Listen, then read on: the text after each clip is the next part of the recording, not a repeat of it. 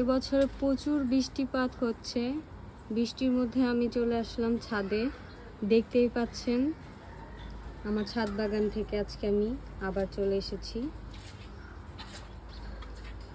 আজকে আমি ছাদ বাগানের আমেরিকান কেন্ট এই আমটি আমি হারভেস্ট করব।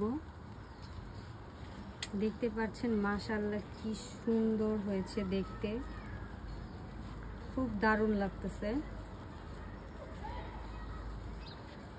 এবছর প্রচুর বৃষ্টিপাতে আমটি পেকে যাচ্ছে খুবই তাড়াতাড়ি। এই আমটা কিন্তু অনেক দেরিতে পাকে, সব আম যখন শেষ হয়ে যায় তারপরে এই আমটা পাকে। আমের সিজন অলরেডি শেষ, এটা জুলাই মাসের শেষের দিকে চলে এসেছি আমরা। তারপর আমাদের ছাদ বাগানে এই আমটি এখনো রয়েছে। আজকে আমরা আমটাকে এখন হারভেস্ট করব।